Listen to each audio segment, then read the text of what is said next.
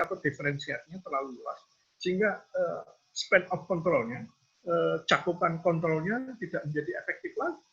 Jadi perusahaan menjadi terlalu besar, sehingga rentang kendali kontrolnya itu menjadi lemah.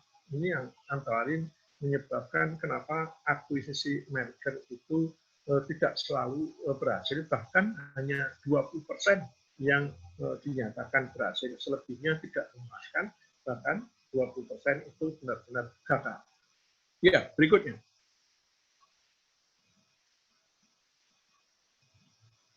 Ya, merger ini contoh menarik. Merger dan akuisisi BUMN Farma Indonesia.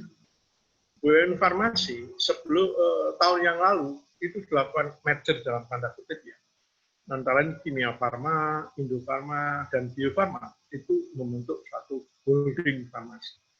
Holdingnya itu induknya holding itu di Bio Farma, karena Bio Farma itu adalah perusahaan yang 100% dimiliki oleh sahamnya dimiliki oleh negara.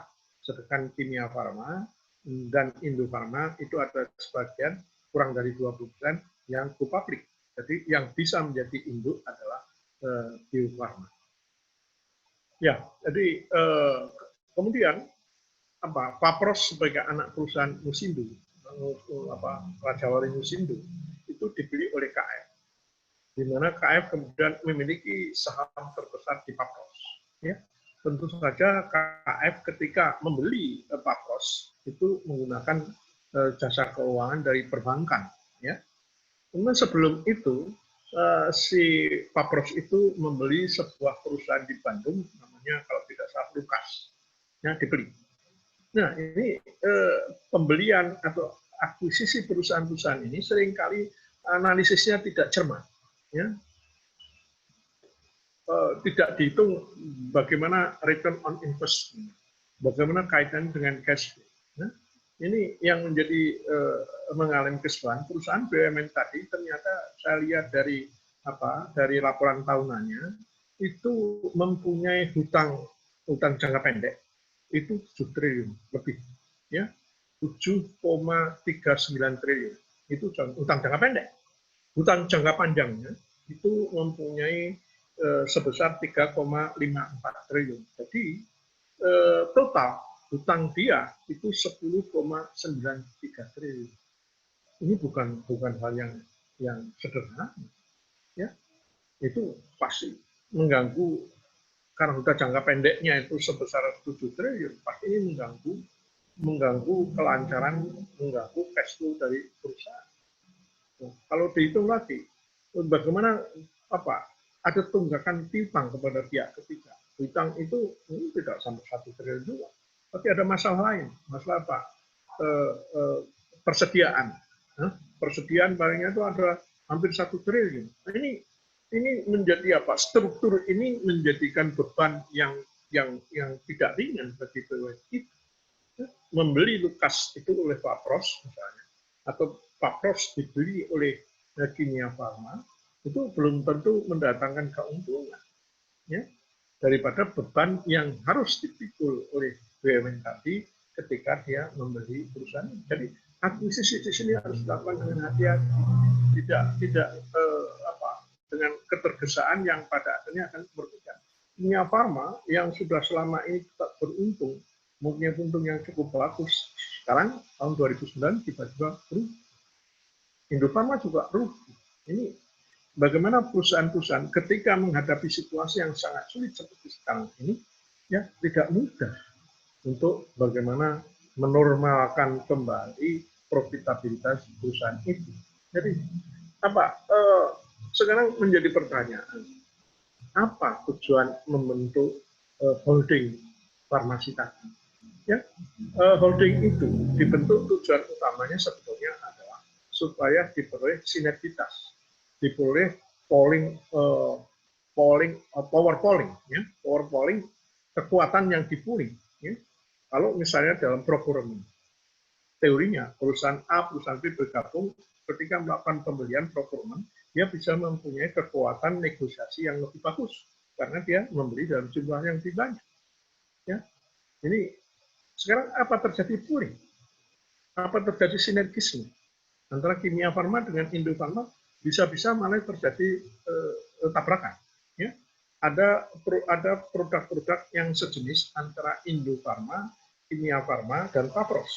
Bagaimana perusahaan-perusahaan yang sejenis? Bagaimana segmen produknya itu yang sama? Padahal ketika perusahaan itu sudah digabung. Ada nggak strategi lain? Ya, mestinya harus ada strategi lain. Bagaimana melakukan co-marketing? Ya, bagaimana melakukan co-production? Itu langkah berikutnya yang masih panjang. Kelihatannya ini belum terpikir. Ya, kelihatannya hanya rekayasa finansial yang tidak dibarengi dengan bagaimana tindakan-tindakan operasional dalam industri farmasi. Ini menjadi sangat penting. Ya, yang terjadi Kimia Farma yang selama ini tidak pernah merugi, tahun 2009 mengalami kerugian. Ya, apa yang menjadi determinan dari kerugian itu?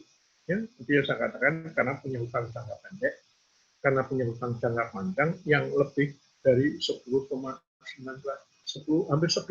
hampir 11 triliun utang. Ya, ini luar biasa. Padahal ya kalau dilihat semuanya itu setelah dihitung total aset dan segala macam itu 18 triliun.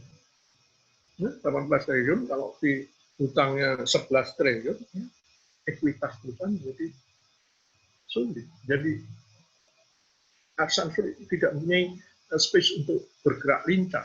Ya. Berdasarkan fakta-fakta tadi dapat disimpulkan bahwa pembentukan holding BUMN tidak terjadi sinergitas, tidak terjadi pooling, dan tidak terjadi efisiensi. Akhirnya perusahaan merugi dan kinerja strateginya juga turun. Ya. Bio Farma yang selama puluhan tahun, belasan tahun tidak pernah mengalami kerugian, bahkan bisa mengekspor ke 18 negara sebagai pemasok yang disertifikasi oleh WHO. Nah, ini bisa-bisa mendapatkan potensi untuk mengalami kerugian di masa depan. Karena sekarang saya dengar Bio Farma sudah memiliki hutang untuk pengembangan produknya, hutang sekitar berapa 500 miliar atau berapa. Ini harus hati-hati. Kalau perusahaan baik, ya kalau mau mengembangkan perusahaan itu harus dilihat bagaimana prospeknya, bagaimana kita investasi itu kira-kira menghasilkan nilai yang sepadan nggak dengan jumlah investasinya. Tentang bahasa sederhananya return on investment-nya bagaimana? Kalau perusahaan terlalu beban hutangnya terlalu besar, seperti BUMN yang Farma tadi, beban hutangnya 10,9 triliun, hutang jangka pendeknya 7,39 triliun, itu untuk bernafas susah. Ya. Anda bisa bandingkan bagaimana Dexamethasone, bagaimana dengan Kalbe Farma, bagaimana dengan Sanbe Farma. Dia tidak punya hutang sebesar itu. Dia sangat hati-hati kalau mau hutang. Yang ada itu malah piutang. Artinya dia mengutangkan kepada distributor. Distributornya juga perusahaan sendiri. Ya, seperti Sanbe Farma. Itu kalau hutang misalnya ada perusahaan yang hutang ke dia, distributor atau apotek atau apa yang hutang ke Sanbe Farma, dalam waktu misalnya hutang 1,5 bulan, deadline tidak dibayar, maka berikutnya dia tidak bisa order. Sistem dia sudah menutup, mencilok, karena dia tidak bisa membayar tepat pada waktu. Nah, ini nggak bisa. Ya. Dia tidak punya hutang ke tempat lain. Ya, uangnya lebih banyak dia punya tabungan, punya saldo, punya ini yang bisa untuk. Jadi apa yang dilakukan untuk pengembangan perusahaan itu berbasis kepada sumber daya yang dia miliki. Selama perusahaan itu mengembangkan bisnisnya berdasarkan sebagian besar dari hutang kepada perbankan, sedangkan prospek dan investasi itu belum jelas, maka ini adalah satu spekulasi. Di sini biasanya perusahaan akan jatuh. Banyak BUMN yang jatuh seperti itu karena terlalu spekulatif. Ya, terlalu spekulatif. Ya, seperti misalnya kalau di luar farmasi, contohnya Garuda. Garuda mengembangkan penerbangan jalur Eropa. Nah, kalau pengajar Eropa itu berhadapan dengan perusahaan-perusahaan besar, perusahaan-perusahaan yang sudah mempunyai reputasi internasional. Ya, di situ ada Lufthansa, ada Singapore Airlines, ada Jepang, ada macam-macam. Mampu nggak kita bersaing dengan perusahaan-perusahaan itu dalam pasar gemuk yang persaingannya luar biasa ketat? Ini juga harus dipikirkan. Ya. Karena kita bersaing kalau kita tidak memiliki keunggulan daya saing, sehingga kita akan tersisih dalam persaingan itu. Ya. Jadi inilah yang fenomena ini yang nampaknya perlu dicermati, karena kalau tidak BUMN farmasi yang harusnya menjadi andalan, menjadi kekuatan dari program kesehatan, bisa jadi dia akan mengalami masalah yang serius karena struktur finansialnya, profitabilitasnya sedang. Ya. Kalau perusahaan sudah mempunyai hutang 10,9 triliun, dari mana? Kalau misalnya paling-paling melakukan penundaan, negosiasi lagi untuk pembayaran penundaan pembayaran hutang ini sudah nggak sehat kalau sudah seperti itu. Ya, berikutnya.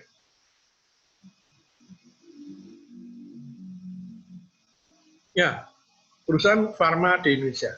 Ya, kita bicara sekarang perusahaan farmasi Indonesia. Perusahaan farma Indonesia selain BUMN adalah family business. Ya. Selain BUMN dan multinasional, itu adalah family business yang dimiliki dan dikendalikan oleh keluarga. Anda bisa lihat, meskipun dia sudah go public, Kalbe Farma, tapi Kalbe Farma tetap dikendalikan oleh keluarga. Pemegang sahamnya adalah sebuah keluarga besar. Ya. Ada perusahaan farma domestik yang telah go public, tetapi sahamnya dijual di bawah 20%. Ya, seperti Kalbe itu dijual, saham yang dijual di bawah 20%. Sehingga kendali perusahaan tetap di tangan keluarga. Sebagai perusahaan keluarga akan sangat sulit untuk melakukan merger karena konsekuensinya akan ada power sharing, akan ada auto sharing, authority sharing, ya, yang tidak mudah dilaksanakan dalam sebuah perusahaan keluarga. Yang terjadi apa? Bukan merger, tapi akuisisi. Seperti apa? Perusahaan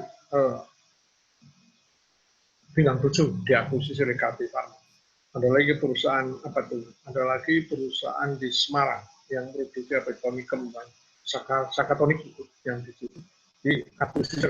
Ada apa ya?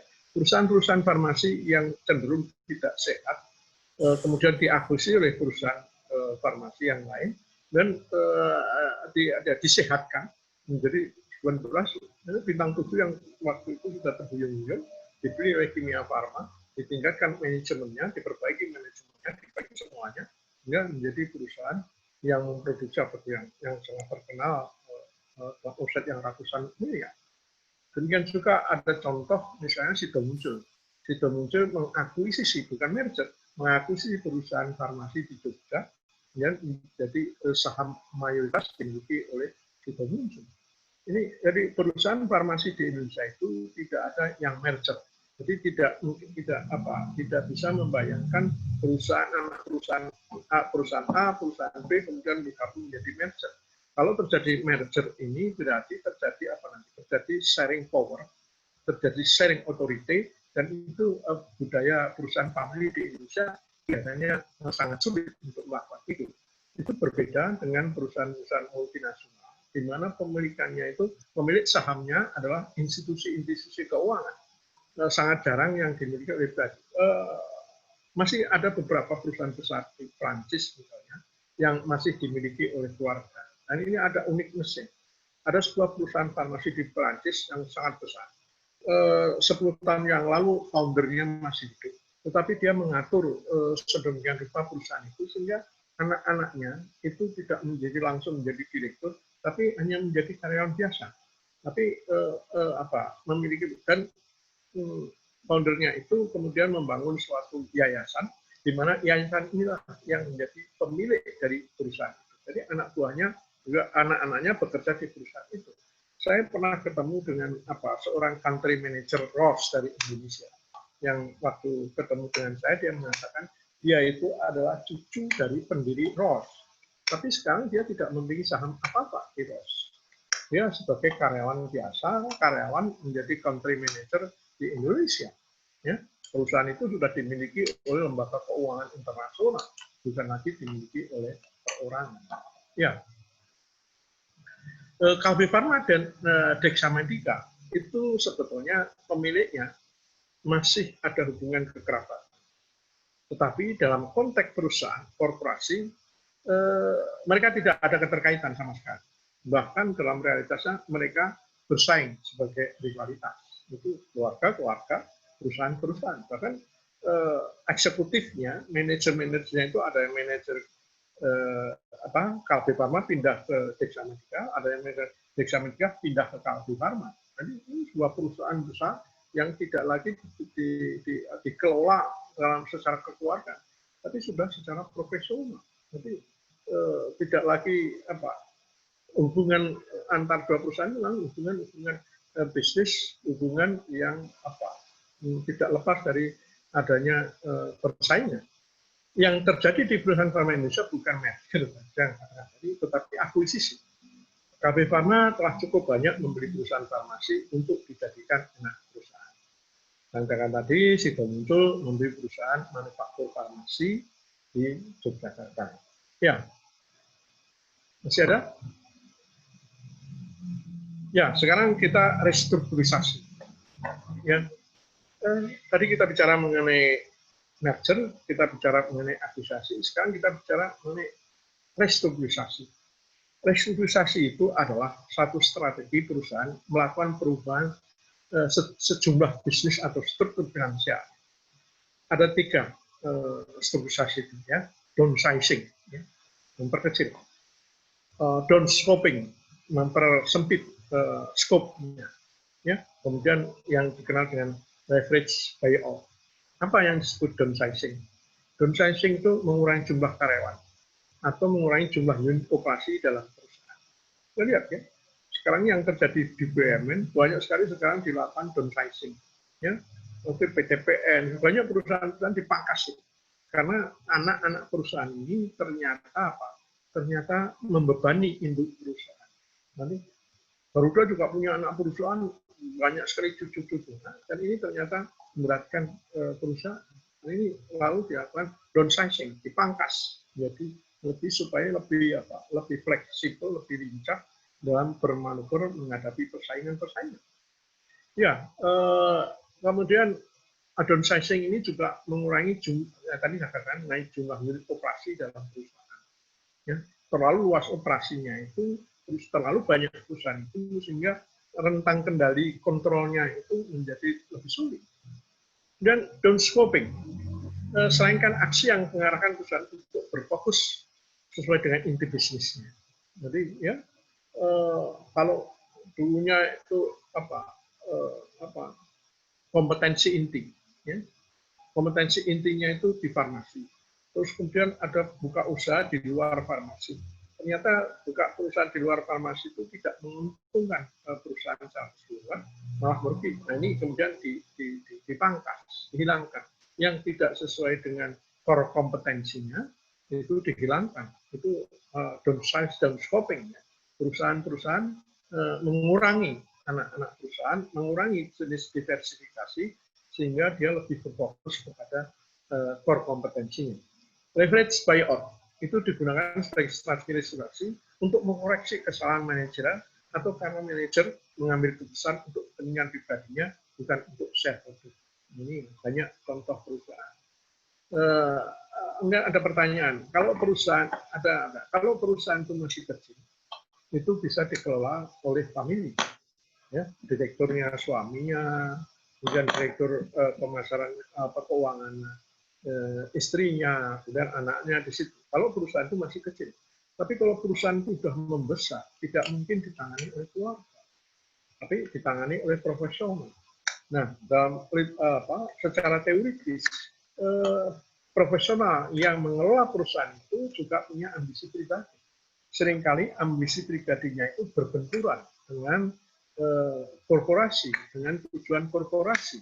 Jadi seringkali korporasi dikalahkan oleh kepentingan pribadinya. Jadi dari realitas itu, lalu ada teori yang mengatakan bahwa yang paling baik itu adalah kombinasi antara profesional dengan keluarga. Ini bisa dicontohkan, misalnya kita lihat ya, salah satu contoh misalnya Kalbe Pharma. Kalbe Pharma itu dikelola kombinasi antara profesional dengan keluarga. Anda tidak bisa, orang tidak bisa melepas procurement, melepas direktur keuangan itu pada orang luar. Nah, di Indonesia itu masih sulit. Ya, ada satu perusahaan farmasi di Indonesia yang jajaran direksinya itu tetap keluarga, tidak boleh orang lain menyentuh mencapai level BOD, Board of Director, ya, GM itu boleh orang luar. Ini ada seperti itu. Ya, mereka tidak terlalu percaya. Tapi yang sebetulnya yang paling bagus adalah kombinasi antara profesional dengan owner. Nah, ini owner bagaimanapun juga bisa mengawasi. Dia tetap pegang bagaimana cash flow perusahaan, bagaimana procurement itu dijalankan dengan baik. Karena di dua sumber ini itu sangat rawan terhadap penyalahgunaan, terhadap distorsi yang merugikan perusahaan. Ya. Jadi profesional juga punya kelemahan, dia punya ambisi pribadi juga yang bisa merugikan perusahaan. Jadi harus ada internal kontrol yang dilakukan oleh owner terhadap bagaimana manajemen dilakukan oleh para profesional tadi. Ya, saudara-saudara sekalian, masih ada? Udah habis ya? Nah, sekarang kita masih punya waktu untuk diskusi, untuk sharing. Silakan untuk bertanya, untuk kok putus ya? Ya, Pak. Saya stop sharing. Jadi. Oh iya. Silakan kalau ada yang bicara. Para peserta, apakah ada pertanyaan terkait sesi atau seri ke-7 ini? Karena saya lihat di chat belum ada yang atau mungkin mau berinteraksi langsung dengan Pak Sampurno, menanyakan langsung. Karena ini sudah seri ke-7 ya, terakhir besok sampai seri ke-8, jadi mungkin. Jadi pertanyaan tidak hanya sesi 7 ya, ya, bisa juga sesi yang lain, silakan aja. Adik-adik, mahasiswa, sepertinya banyak. Sekarang berapa yang mengikuti? Ada di angka 88, Pak. 88. Oh, kemarin ya. Ya, silakan.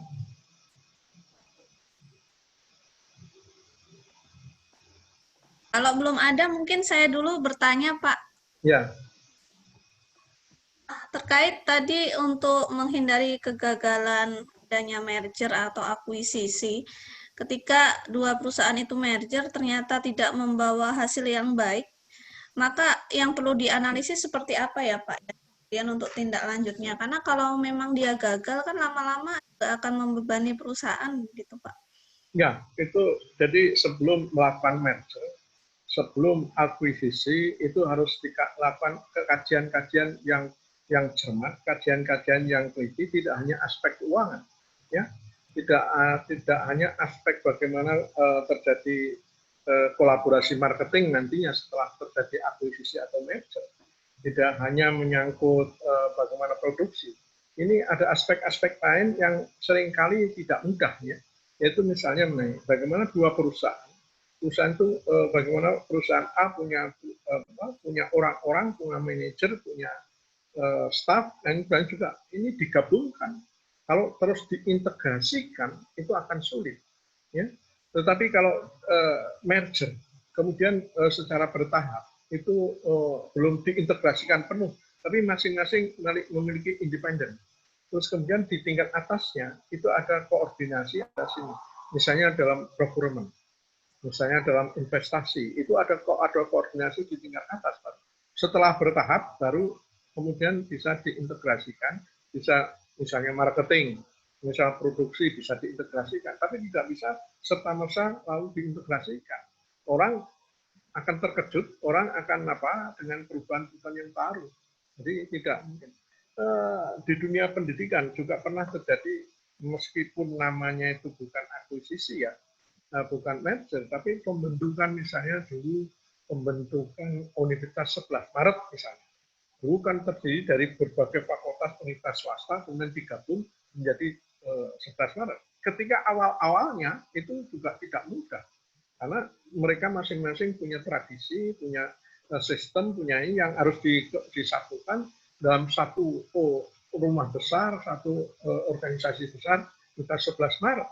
Ini tidak mudah. Jadi misalnya sekarang Unjani membuka cabang di Yogyakarta, dia punya induknya di Bandung ya. Nah ini bagaimana? Ini padahal masih satu ini. Nah kalau ternyata nanti ini di perguruan tinggi tidak terjadi ya mengakuisisi itu universitas lain gitu. Tapi ini mesti diperhitungkan. Jadi perlu didahului dengan suatu kajian, suatu penelitian yang cermat, tidak hanya aspek-aspek operasional, teknis operasional, tetapi juga menyangkut bagaimana ketika terjadi nanti diintegrasikan.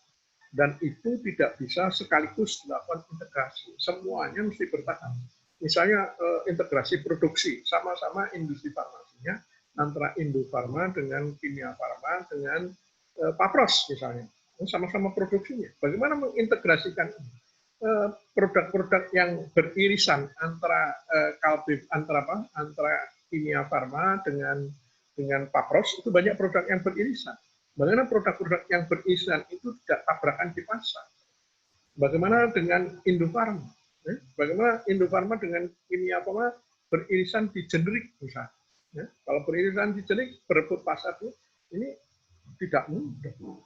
Ini yang analisis ini yang kemudian yang dilakukan oleh ahli keuangan yang tidak tahu lapangan, tidak tahu inti dari bagaimana industri farmasi, pada umumnya gagal. Karena dia tidak tahu persis. Dia hanya analisis keuangan. Analisis keuangan itu hanya bagian kecil dari dari merger dan akuisisi. Ada masalah besar yang harus jadi mesti semua bertahap, nggak bisa dilakukan sekaligus. Kecuali perusahaan multinasional ya, yang tadi ini ada lain tujuannya ya. Ketika Carlo Elba diakuisisi oleh Farmasia, diakuisisi bubarin gitu aja. Ini beberapa produk diterusin. Demikian juga ketika Farmasia diakuisisi oleh Pfizer, produk Farmasia yang bagus, marketnya bagus, itu diterusin. Tapi sarana produksi segala macam langsung dijual. Ini karena perusahaan besar, ya, dia mempunyai aset miliar dolar.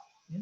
Nah, dua produknya aja mempunyai market lebih dari seluruh obat yang beredar di Indonesia. Jadi dia tidak masalah. Tapi kalau perusahaan farmasi di Indonesia nggak bisa.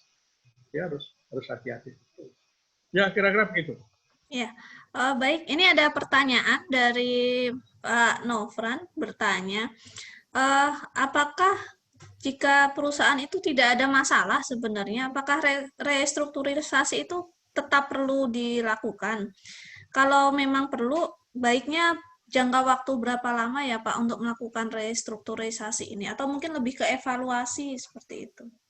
Ya, tentu saja ya, kalau perusahaan itu berjalan dengan baik, ya, katakanlah kalau ada contoh, misalnya Dexamedica, atau Kalbe Farma, atau Sanbe Farma, ya, restrukturisasi dia tidak downsizing, tidak downscoping, tapi restrukturisasi yang dilakukan adalah bagaimana memperkuat struktur bisnisnya, bagaimana memperkuat lini bisnisnya, bagaimana memperkuat marketingnya, tidak melakukan pemangkasan itu, misalnya pemangkasan dapat, di daerah sana kelihatannya marketnya kurang bagus, maka dipindahkan ke area yang lain. Itu paling-paling bukan downsizing gitu ya, itu mengalihkan pasar, mencari pasar yang lebih atraktif. Jadi perusahaan itu tidak selalu harus melakukan restrukturisasi. Kalau perusahaan itu mengalami masalah, kalau perusahaan itu misalnya cash flow-nya mengalami masalah, ketika ekspansinya terlalu luas, terlalu besar, maka dia harus melakukan restrukturisasi supaya dia bisa tetap mengendalikan cost yang ada di perusahaan itu supaya tidak cenderung tidak terkendali.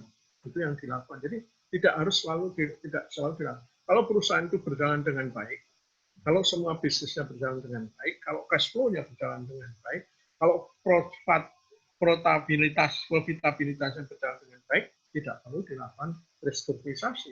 Yang perlu dilakukan adalah penguatan-penguatan. Ya, bagaimana memperkuat divisi marketingnya, bagaimana memperkuat divisi produksinya, bagaimana memperkuat R&D-nya.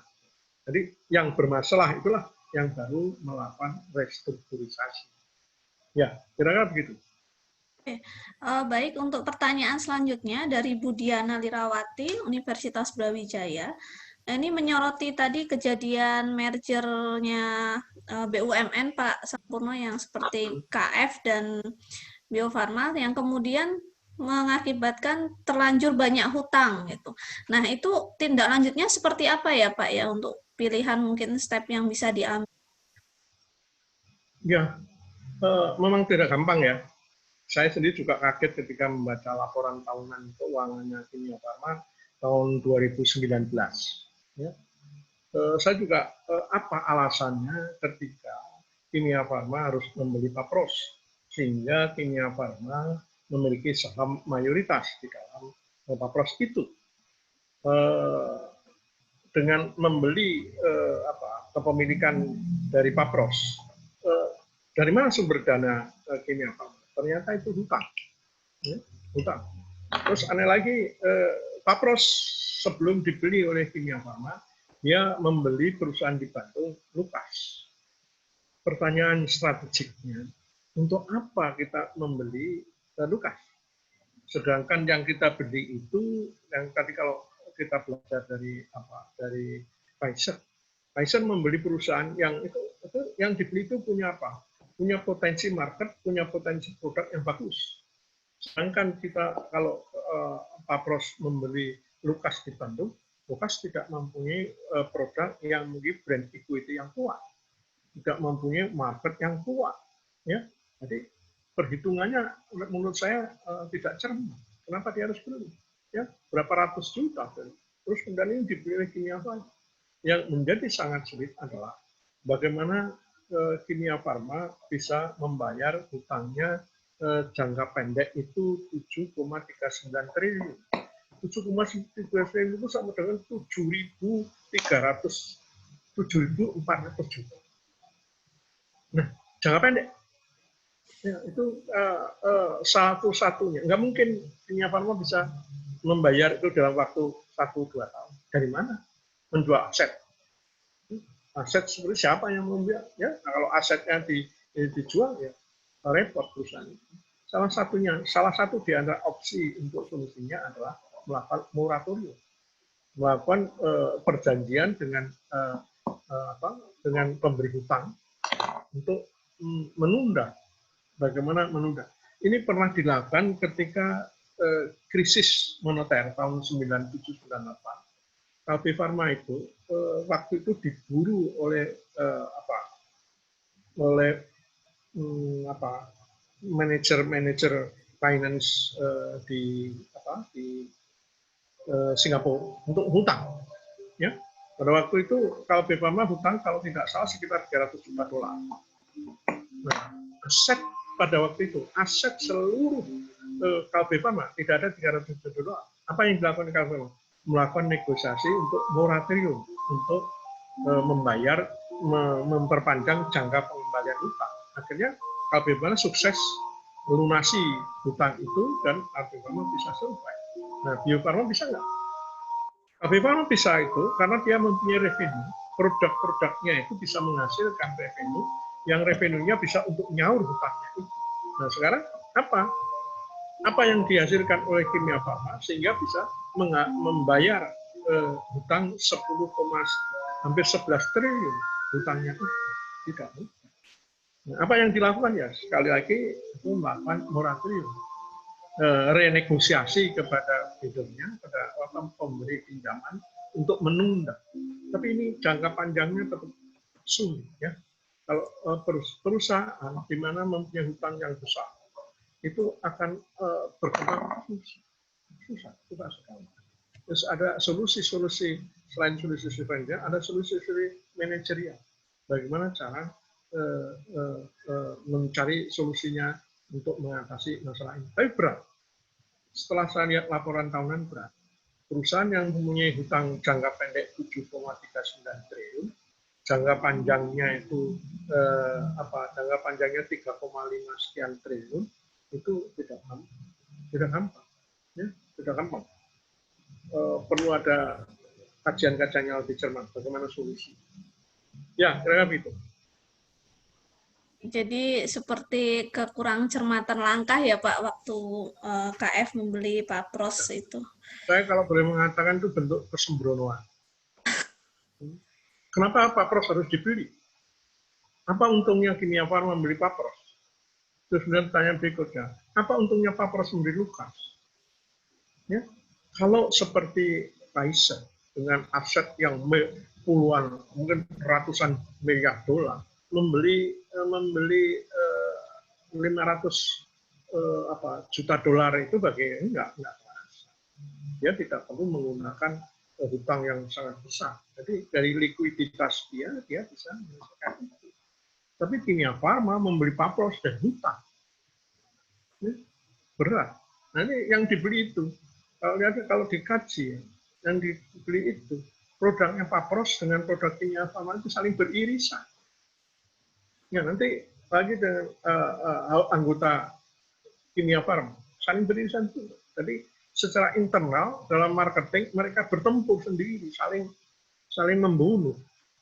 Nah, ini analis keuangan ketika melakukan transaksi transaksi akuisisi, dia tidak menganalisis mengenai bagaimana kekuatan persaingan, kekuatan masing-masing perusahaan itu dalam produk dan marketing.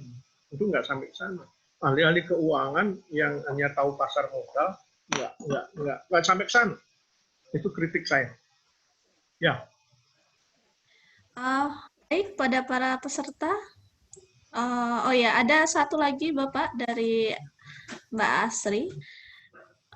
Ini sedikit menyimpang dari materi, tapi ingin bertanya tentang pendapat Bapak. Lebih ke RUU kefarmasian yang sedang viral. Ini memang tidak mengacu pada manajemen strategik, tapi mungkin ini mahasiswa juga menanyakan yang kemarin viral adalah RUU kefarmasian. Jadi lebih ke pendapat Pak Sampurno nih tentang RUU kefarmasian ini yang ada penghapusan beberapa hal ya tentang praktek kefarmasian atau lebih ke pengakuan kepada para apoteker sehingga mengakibatkan beberapa pihak kecewa. Nah, kalau dari Pak Sampurno sendiri mungkin ada pandangan mungkin Pak? Itu yang pertama ya, perlu ada perjelasan. Apakah yang dimaksud dengan RUU kefarmasian atau peraturan Menteri Kesehatan PMK nomor 3220 yang mengklasifikasi apoteker itu sebagai tenaga yang non-medik sejajar dengan tenaga laundry. Nah, itu kan sebetulnya waktu itu saya sudah persiapkan untuk digugat bukan di MK, tapi menggugatnya di Mahkamah Agung. Tapi karena ada pandemi ini tidak bisa keluar, tapi saya bertanya kepada lawyer, ternyata tidak ada tenggang waktu. Dulunya ada waktu tinggal 90 hari, sekarang boleh kapan saja itu dilakukan judicial review di Mahkamah Agung. Nah, kalau mengenai RUU kefarmasian, pertanyaannya, apakah RUU kefarmasian itu sudah masuk di balik DPR? Apa sudah sampai di mana? Jangan-jangan kita ribut padahal itu tidak termasuk prioritas yang dibahas di dalam badan legislasi DPR. Nah, itu perlu, saya belum mendapatkan informasi. Tapi saya pernah diundang oleh IAI untuk membahas mengenai RUU itu. Banyak hal menurut saya konsep-konsep dari IAI maupun dari institusi lain yang masih perlu disempurnakan. Banyak substansi-substansi yang tidak masuk di dalam RUU. Maksud saya substansi yang sangat strategis. Saya sudah mempresentasikan di depan Rakornas IAI betapa bagaimana pentingnya substansi-substansi yang harus masuk di dalam RUU farmasi itu. Nah, ini menjadi penting bagi saya ya. Kembali ke masalah pengklasifikasian tenaga tadi. Kenapa sih kita bersitegang harus masuk tenaga kesehatan? Kenapa kita tidak berdiri sendiri sebagai tenaga farmasi? Ya, kita buat regulasi baru sebagai tenaga farmasi. Ya, kenyataannya tenaga farmasi itu kalau di rumah sakit itu dekat dengan tenaga kesehatan. Tapi kalau di industri, tenaga farmasi itu tidak dekat dengan tenaga kesehatan. Jadi menurut saya dia punya karakter sendiri, punya ranah sendiri sebagai tenaga farmasi. Itu yang kita perjuangkan. Kelemahan dari farmasi ini kan kita tidak bergaul, tidak melakukan sosialisasi, tidak memiliki komunikasi sosial dengan kelompok-kelompok yang lain. Jadi kalau dokter banyak ahli, banyak politisi, banyak ini yang, tapi apoteker hampir tidak ada. Yang terjadi malah apoteker itu berantem dengan apoteker sendiri. Ya, saya dengar malah ada saling pecat-memecat. Itu apa? Refleksi dari apa? Dari pergaulan sosial, dari interaksi sosial yang lemah. Banyak masalah sendiri, masalah internal yang tidak terselesaikan. Pernah isu yang saya lontarkan, ada paradigma besar yang harus dirubah. Kalau dulu apoteker itu paradigmanya adalah supervisor, ya, hanya mengawasi. Sekarang harus digeser menjadi apa? Menjadi provider. Apoteker itu harus melayani. Konsep apoteker sekarang itu adalah konsep mengawasi, bukan konsep melakukan pelayanan kesehatan. Karena itu jarang apoteker yang hadir di apotek, yang hadir harus saja di apoteker harus melayani sendiri. Kalau di rumah sakit, apoteker itu harus visiting. Apoteker itu harus menjadi bagian dari tim medik. Ya, dia dulu kan ada komite farmasi dan terapi.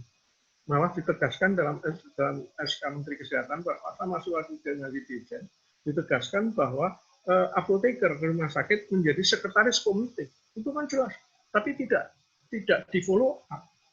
Apoteker di rumah sakit cenderung menjadi apa? Menjadi logistik, menjadi pengadaan obat, tidak pada clinical farmasi.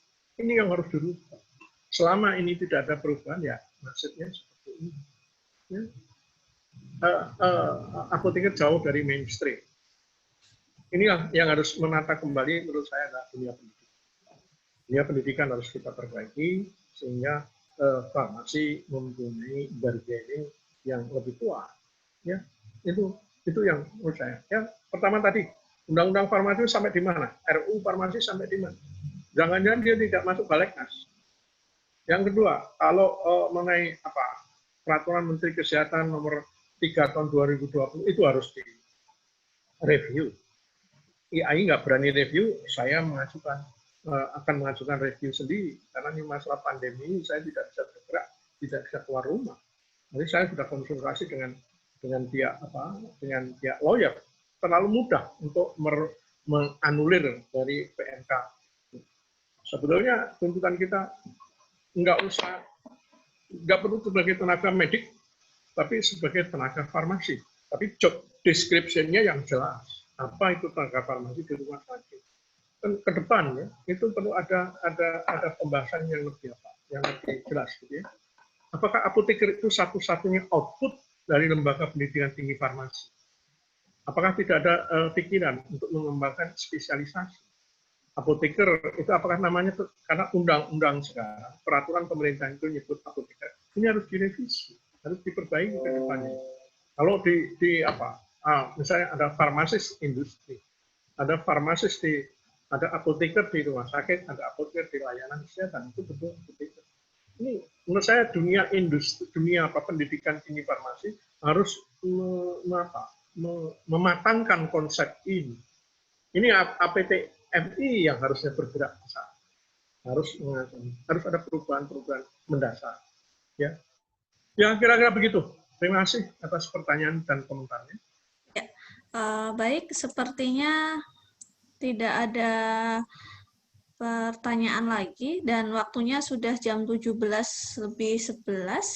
Ya. Mungkin kita tutup ya untuk sesi atau seri 7 ini tentang merger, akuisisi, dan restrukturisasi. Jadi memang terkait materi ini butuh kajian yang mendalam supaya intinya tidak salah langkah. Kajian tidak hanya melalui kajian keuangan, tapi lebih luas lagi. Jadi jangan sampai ada merger atau akuisisi yang kemudian merugikan perusahaan itu sendiri. Mungkin seperti itu yang bisa saya simpulkan. Saya ucapkan terima kasih kepada Bapak Sampurno yang meluangkan waktunya bersedia berbagi ilmunya dengan kita yang masih awam ini di dunia manajemen strategik. Dan juga saya ucapkan terima kasih kepada para peserta yang sudah mengikuti kuliah manajemen strategik ini untuk seri ke-7, dan saya ingatkan untuk seri terakhir di seri 8 tentang manajemen strategik nanti akan dilaksanakan hari Kamis jam 16 WIB seperti biasanya. Akhir kata saya tutup. Selamat sore dan assalamualaikum warahmatullahi wabarakatuh. Waalaikumsalam warahmatullahi wabarakatuh. Waalaikumsalam warahmatullahi wabarakatuh. Waalaikumsalam warahmatullahi wabarakatuh. Waalaikumsalam warahmatullahi wabarakatuh.